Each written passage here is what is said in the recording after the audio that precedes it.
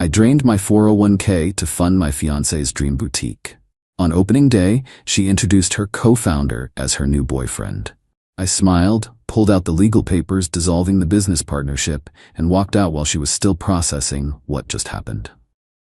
Original post: I, 38 male, met my fiancée, 35, 3 years ago at a networking event. She was working retail management, dreaming about opening her own boutique someday. Smart, driven, passionate about fashion. I fell hard. I work in IT security, make decent money, around $120K annually. Not rich, but comfortable. Had been building my 401k since I was 23. By the time we got engaged last year, I had about $185,000 saved up. Her dream was this boutique, women's clothing, curated pieces, the whole aesthetic Instagram thing. She had the vision, the connections with suppliers, the business plan, just needed capital. Banks turned her down. Her credit score was mid-600s. Not terrible, but not loan-worthy for a startup. She was devastated. I loved her, wanted to support her dreams, so I made what seemed like a generous decision. I'd fund the boutique. Early withdrawal penalty on the 401k hit me with about $55,000 in taxes and penalties, but I walked away with $130,000 to invest in her business. Here's where I wasn't completely stupid. My attorney brother helped me structure it properly. We created an LLC. I owned 70% as the primary investor and managing member. She owned 30% as the operating partner. Everything was documented. Signed agreements, the whole deal. She cried when I showed her the paperwork, said I was making her dreams come true. Best day of her life. We celebrated by looking at commercial properties. Found a perfect spot, 1,800 square feet in a trendy shopping district. Rent was $4,500 monthly. I signed the lease as the LLC managing member. Over the next 8 months, I watched my retirement fund become racks of designer clothes, fancy lighting fixtures, a point-of-sale system, marketing materials. She handled the creative side. I handled the finances and legal stuff. The grand opening was scheduled for a Saturday. She'd been working crazy hours the week before, staying late at the store, coming home exhausted. I understood. It was her baby. I took the day off work, wore a nice suit, showed up early to help with final prep. That's when I met him. This guy, probably 29, gym bro type, wearing designer everything, was arranging merchandise like he owned the place. My fiancé introduced us. Babe, this is my co-founder. He's been helping me with the creative direction and vendor relationships. Isn't he amazing? Co-founder. That was news to me. The guy shook my hand. Yeah, man, we've been putting in serious work together. This place is gonna blow up. My fiancé was beaming. We make such a good team. Something felt wrong, very wrong. I smiled. Co-founder? That's interesting. I don't remember approving any additional partners. She waved it off. Oh, it's just a title. He's been so helpful. The grand opening started. About 60 people showed up. Her friends, some local influencers, potential customers. Champagne, little appetizers, the works. I stood in the back, watching them work the room together. The way she touched his arm, how they finished each other's sentences. The inside jokes. Then I saw it. When she thought no one was looking, he kissed her. Not a friendly peck, a real kiss, and she kissed him back. I pulled out my phone, texted my brother, need those dissolution papers, now. He'd prepared them weeks ago. I'd asked him to draft them, just in case, after my fiancé started being weird about discussing business decisions with me. He thought I was paranoid. Turns out, gut instincts matter. 20 minutes later, my brother showed up with the documents. Dissolution of LLC, effective immediately. My right as the 70% owner and managing member. I walked up to them during her speech. She was thanking everyone, talking about her vision, her journey. He was standing next to her, grinning like he'd accomplished something. I waited until she finished. Then I spoke up. Can I say something? She looked surprised but nodded. Of course, babe. I just want to clarify something for everyone here. This business was funded entirely by my retirement savings. The LLC documents show I own 70% as managing member. She owns 30%. The room went quiet. I'm not her babe anymore. Watched you kiss your co-founder about 15 minutes ago. Her face went white. His face went red. And as managing member, I'm exercising my right to dissolve this partnership effective immediately. I handed her the papers. You'll receive your 30% share of remaining assets after debts are settled. The lease is in the LLC's name. I'll be terminating it. You have 30 days to remove your personal items. She started sputtering. You can't. This is my dream. It was your dream. Funded by my money, which you've been spending while sleeping with him. We're done. I turned to the crowd. Sorry folks, boutique's canceled. There's champagne though, so enjoy. Then I walked out. My phone started blowing up immediately. Ignored it. Drove to my brother's office. We spent the next 3 hours going through every legal document, every receipt, every transaction, building the case. That night she came home. I'd already packed her stuff. Changed the locks on my condo, which I owned before we met. Her name was never on it. She pounded on the door, screamed about how I was ruining her life, how I couldn't just take her business away. I talked through the door, checked the LLC agreement. I can dissolve it with majority vote. I have 70%, you have 30%. Math isn't hard. This is illegal. I'll sue you. Feel free. My attorney is excellent, and he's been documenting everything since we started this business, including the $130,000 I invested and the $0 you contributed. She left. Didn't hear from her for 2 days. Then the legal letters started coming. Update 1, 2 weeks later. So after she finally left my doorstep that night, I thought maybe she'd accept reality. Maybe get a lawyer, try to negotiate her 30% share in a reasonable way. Nope. Day 3 after the boutique disaster, I got an email from an attorney. Not a good attorney. Some strip mall guy whose website promised aggressive representation and had stock photos. The letter demanded 1. Full ownership of the boutique transferred to my fiancée. 2. $200,000 in damages for emotional distress and reputational harm. 3. An additional $50,000 for lost income potential. 4. A public apology. My brother laughed when he read it. This guy passed the bar exam? We sent a response. Basically, no. Also, here's documentation of the affair, the business structure, and the fact that I'm entitled to dissolve the LLC per our signed agreement. Her attorney went quiet for a week, then came back with a revised demand. She wanted $75,000 to walk away quietly. That's when things got interesting. My brother started digging into the boutique finances.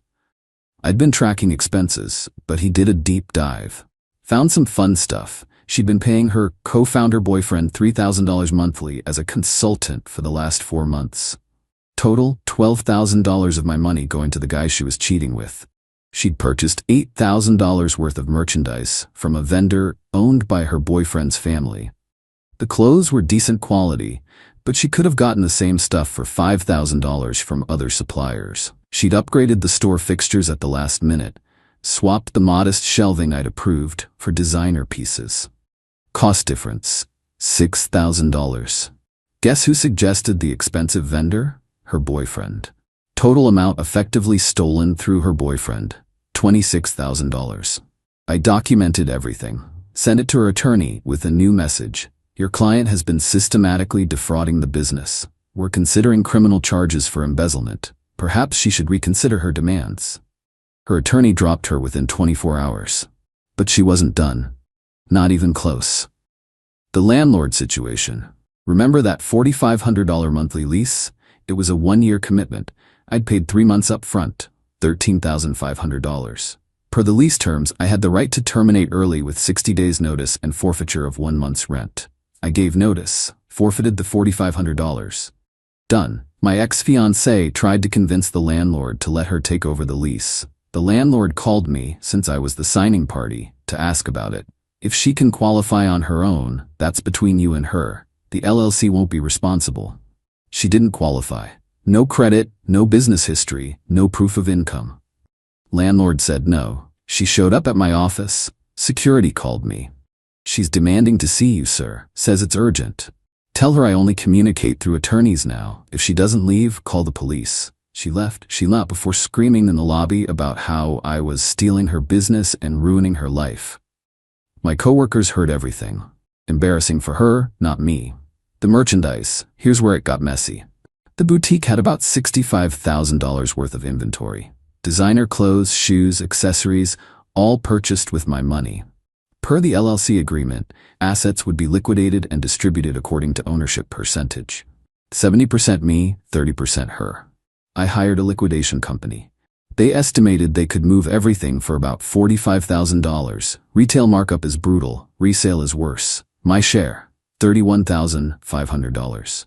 Her share, $13,500. She lost her mind. Started calling me directly. I'd blocked her number, so she used a friend's phone. You're selling my merchandise? That's theft. It's LLC merchandise, being liquidated according to our agreement. You'll get your 30%. Those were my choices, my vision. You can't sell them. Already happening. Liquidation starts Monday. She tried to break into the boutique that weekend. The landlord's security cameras caught her trying to jimmy the back door. Police were called. She was cited for attempted breaking and entering. She blamed me for calling the cops on her. I didn't call anyone. The landlord's security company did their job. The boyfriend factor. This guy apparently decided he was some kind of business genius. He started contacting my ex-fiancée's vendors, telling them he was taking over operations and they should work with him directly. 3 vendors called me confused. I explained the situation. LLC dissolved, no new business entity exists, any dealings with him are at their own risk. He tried to poach the boutique's social media following, created a new account, messaged all her followers saying the store was under new management and would reopen soon. My brother sent him a cease and desist. The account disappeared within hours. The financial fallout. Did the math on total losses. Initial investment, $130,000. Paid expenses, $35,000, rent, utilities, insurance, etc. Total spent, $165,000. Liquidation estimate, 40-70%, $31,500. Net loss, $133,500. Yeah, my entire retirement fund. Gone. Thanks to trusting someone who was sleeping with another guy while I funded her dream. But here's the thing. I'd have lost it all anyway if I'd let her keep running it. She was incompetent, dishonest, and delusional. At least this way I salvaged something and kept her from destroying me further. The psychological warfare. She started telling people I was financially abusive for cutting off her access to my money. Her friends were calling and texting asking why I was being so cruel. I sent 3 of them the LLC documents, the evidence of her affair, and the record of her boyfriend receiving $12,000 in consulting fees. They stopped calling. Her mother showed up at my condo, knocked on the door at 10 p.m. You need to give her another chance. She made a mistake. She made calculated decisions to defraud the business while cheating on me. That's not a mistake. That's a pattern. She's my daughter. She's struggling. She's a 35-year-old adult who destroyed her own opportunities. Not my problem. You're heartless. Where is she supposed to work now? Wherever anyone else works. She has a degree and retail management experience. She'll figure it out. Her mom called me some choice names. I closed the door. My boundaries. I've blocked her on everything. Changed my phone number. Moved to a different gym. Removed mutual friends who chose her side from social media. My brother suggested I document everything in case she tries something legally insane. So I've got a folder, digital and physical, with every text, email, photo, receipt, and legal document. My therapist says I'm handling this remarkably well. Boundaries are healthy, she keeps saying. But honestly, I'm not handling it well. I'm angry. Really angry. I lost $133,500 and 3 years of my life to someone who saw me as a checkbook. The liquidation company starts selling inventory this week. After that, the LLC officially closes. Then I can start rebuilding. Going to take me a decade to recover financially, but at least I'm free of her. Update 2, 6 weeks later. The legal warfare has been absolutely wild, and the entitlement just keeps escalating. Remember how I thought it was over after the liquidation started? Yeah, no. The liquidation drama. The liquidation company sold about $38,000 worth of merchandise, lower than estimated because my ex had purchased some trendy pieces that were already going out of style. Fast fashion moves quick. Per our agreement, my 70%, $26,600, her 30%, $11,400. I received my share. Sent her attorney, she got a new one, a check for $11,400. She claimed I owed her $50,000 because her personal time and effort should count as sweat equity. Her attorney actually argued this. My brother responded, sweat equity would have been negotiated before LLC formation. She signed the agreement accepting 30% ownership. No additional compensation is owed. They pushed back. threatened to sue for unjust enrichment. We countered with the embezzlement evidence, the $26,000 funneled to her boyfriend through fraudulent business expenses. If you'd like to pursue litigation, we'll counterclaim for theft and fraud. They went quiet again. The vendor fallout. Here's where it got interesting. Her boyfriend apparently convinced her they could restart the boutique independently. They contacted all her original vendors, claiming they were opening a new store. 3 vendors extended them credit, about $35,000 total in merchandise. They set up shop in a smaller space with month-to-month rent. Lasted 5 weeks. Turns out, neither of them knew how to actually run a business. They had no business plan, no marketing strategy, no financial runway. They just thought 2 clothes plus Instagram equals profit. Reality check. No, it doesn't. They defaulted on the vendor payments within 30 days. All 3 vendors filed collections against them. 1 vendor sued. She called me from yet another friend's phone. "This is your fault. You ruined my reputation with vendors. I dissolved a failing business that you were defrauding. Your current business failures are your own. If you'd just given me the boutique, none of this would have happened. If I'd given you the boutique, you'd still be stealing from it, with your boyfriend. Just faster." She hung up. Her boyfriend tried calling from his phone. Blocked. The wedding deposits? Oh yeah, we had a wedding planned. Date was set for 8 months from now. We'd put down deposits. Venue, $5,000 in my name, my card. Catering, $3,000. Photography, $2,000, my card. DJ, $800, my card. Total, $10,800. I'd paid everything because she was saving her money for the business, right? I canceled everything. Most vendors had cancellation policies. Venue, forfeited $2,500, 50% of deposit. Catering, forfeited $1,500, 50% of deposit. Forfeited $1,000, 50% of deposit. DJ, got full refund, he was cool about it. Recovered, $15,800, lost, $5,000. Her response? She claimed I should have let her keep the wedding date and vendors so she could marry her boyfriend. I'm not joking. She actually said this. "My brother, she wants you to fund her wedding to the guy she cheated with?" Apparently. He couldn't stop laughing. The smear campaign part 2. When the vendor lawsuits hit, she needed someone to blame. Started telling people I'd sabotaged her new business by poisoning her vendor relationships. Several people called asking about this. I told them the truth. I dissolved our LLC legally. Her new business failed because they didn't pay their bills. That's not sabotage, that's consequences.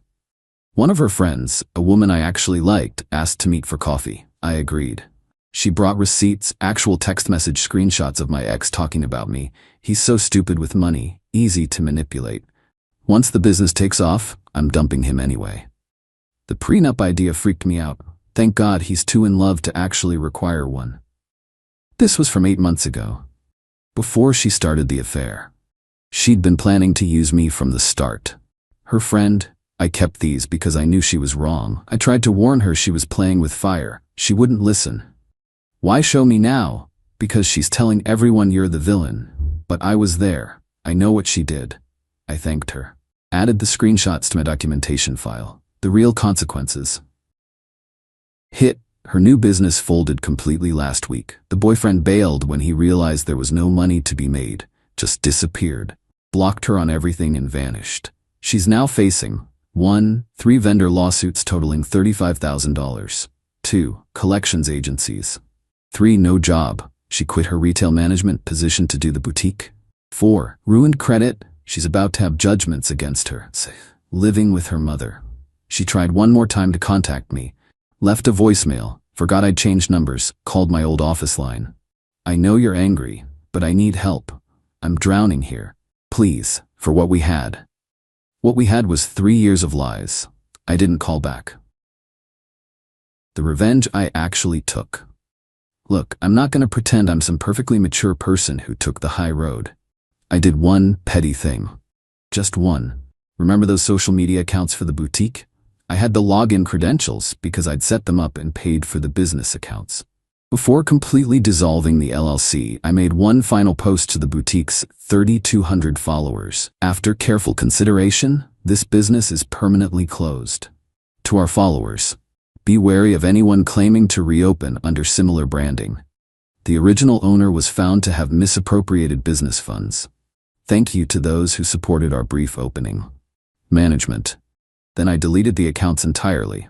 Her new business accounts had maybe 200 followers. She'd been counting on redirecting my boutique's following. That post nuked any credibility she had left in the local fashion community. Petty? Yes. Satisfying? Absolutely. Illegal? Nope. I had every right as the LLC managing member to make business communications. Where I am now, I'm 38 years old, back to square one financially. My 401k is gone. I'm rebuilding from scratch. But I've learned something valuable. Due diligence matters. Red flags matter. Contracts matter. Protecting yourself isn't selfish, it's smart. My company offered to increase my 401k match for the next 5 years to help me catch up. I'm maxing it out. I'm dating again, casually, not ready for anything serious. Probably won't be for a while. My therapist says I have trust issues now. Yeah, no kidding. But you know what? I sleep fine. My conscience is clear. I gave someone an opportunity, she betrayed it, and she's facing the natural consequences of her choices. Final update. 4 months later, time to close this chapter. The legal resolution. My ex's vendor lawsuits went to court. She didn't show up to 2 of the 3 hearings. Default judgments against her. Vendor 1, $14,500. Vendor 2, $12,000. Vendor 3, $8,500. Total, $35,000. Her credit is destroyed. The judgments will follow her for years. Wage garnishments start when she finally gets a job.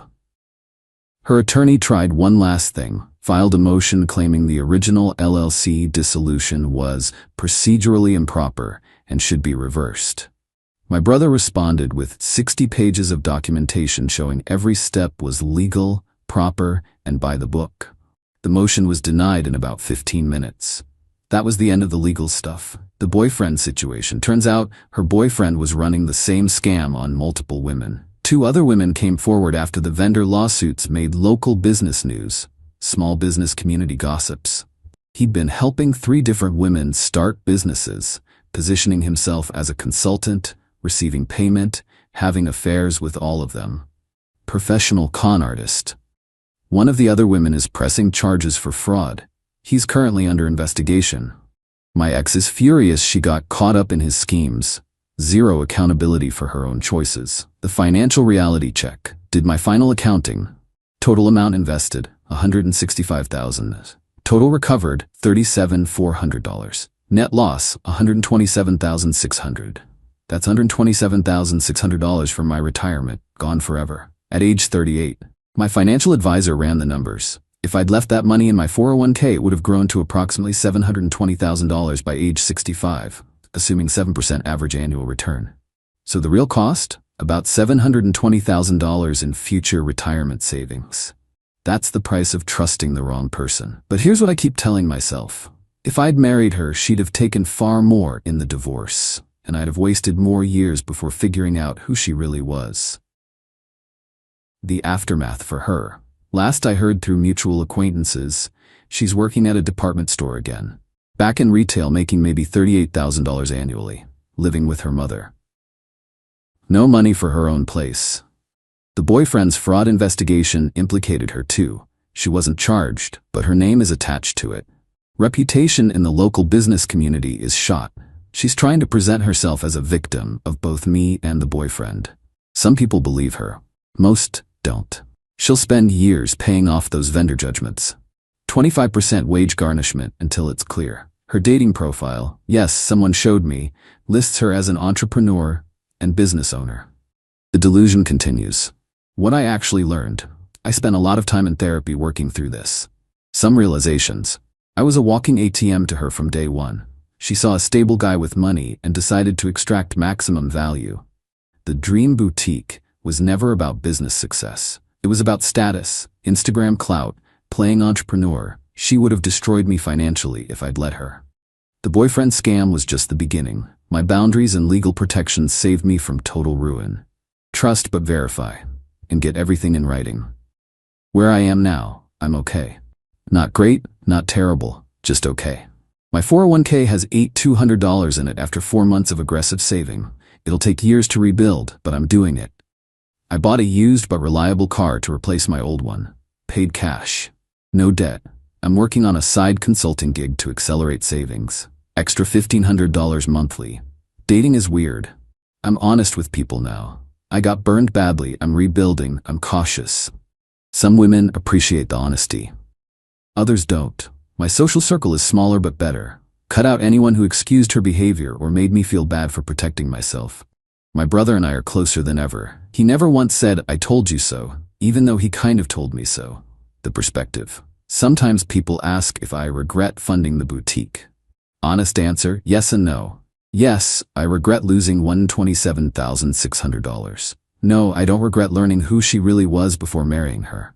If we'd gotten married first, she'd have gotten the wedding, maybe pushed for joint accounts, maybe gotten pregnant to lock me in. The damage would have been catastrophic. Instead, I found out when the financial hit was only $127,600 in 3 years. Only. Wild how perspective changes. The real cost, money comes back, time doesn't. I'm 38, single, starting over, but I'm starting over with knowledge, with boundaries, with healthy skepticism. I'm not bitter, I'm just careful now. Maybe too careful. Still working on finding the balance. The message to anyone reading this in a similar situation, trust your gut. If someone's constantly pushing you to invest in their dreams without contributing themselves, that's a red flag. If someone resists legal documentation of financial partnerships, that's a red flag. If someone's lifestyle suddenly improves while yours stagnates, that's a red flag. Get lawyers, get contracts, protect yourself. Love is real, but so is manipulation. And sometimes it's hard to tell the difference until it's too late. I'm rebuilding. One paycheck at a time. One decision at a time. One boundary at a time. The boutique is gone, the relationship is gone, the money is gone. But I'm still here, and I'm smarter than I was. That has to count for something. Thanks for following this mess. Time to close the book on it and focus on the future. Whatever that looks like, it won't include funding someone else's dreams at the expense of my own. Lesson learned. Expensive as hell, but learned.